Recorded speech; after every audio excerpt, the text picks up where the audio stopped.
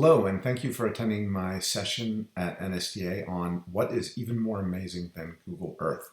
This workshop session is about EarthKAM. Most of the students that you work with are probably very familiar with Google Earth. It's a fun program that allows students to see what their neighborhood looks like. They can zoom into their house. Kids have a lot of fun with it, and it works great on Chromebooks.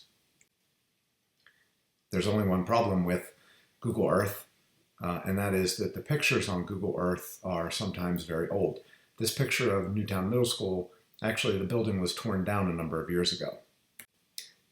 None of this is a problem with EarthKAM, where students actually take pictures from the International Space Station and they can see pretty much live what the Earth looks like, including areas around their house, if they're lucky. EarthKAM stands for Earth Knowledge Acquired by Middle School Students. It's a NASA program that's completely free. EarthKAM was started in 1994 as KidSat with Sally Ride, and it's grown to include more than 100 schools, and it's still free. The partners with EarthKAM involved Johnson Space Center, JPL, and the University of Alabama in Huntsville, along with Space Camp. The way it works is students will use a web interface to look at the orbits of the space station, and then using a very nice Google Earth style of interface, they will select orbits, submit them up to the space station, and then those pictures will be taken and then downloaded back to Earth. The flow of the process is really straightforward and easy to understand. It's easy to explain to middle school students. In the Destiny module of the US section of the International Space Station is an optically pure window where the camera sits and it faces the Earth all times. I'd like to show you some examples of some pictures that were taken from the EarthKAM camera over the years. So this is a really nice picture of Argentina. Here's some of the labels. Here's a nice picture of Madagascar and the Indian Ocean. Beautiful.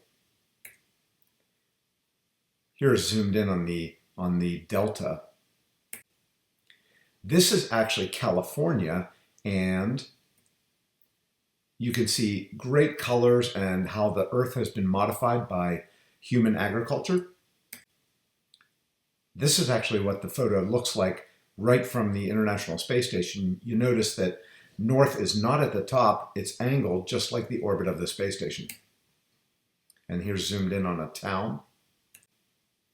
This is a great picture of an area in the Middle East, in Saudi Arabia.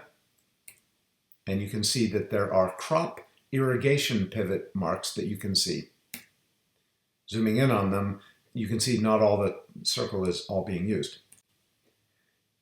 This is a great picture of Algeria and the Sahara Desert.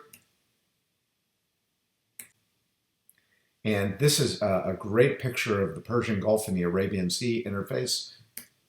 You can see some large construction projects that are easily visible from space. And you might recognize the man-made islands, the World and Palm Island. So here's an image of Iran.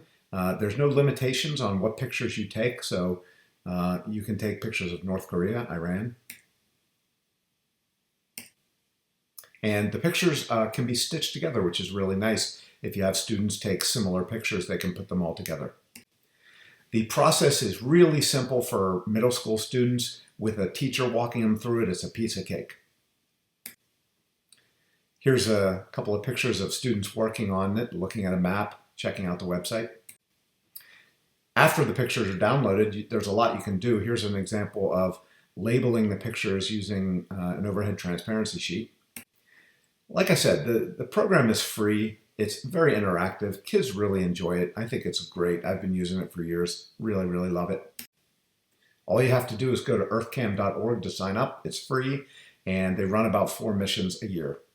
So that concludes my presentation, everyone. Thanks so much for your time, and if you need the handout, it's at the bottom of my slides.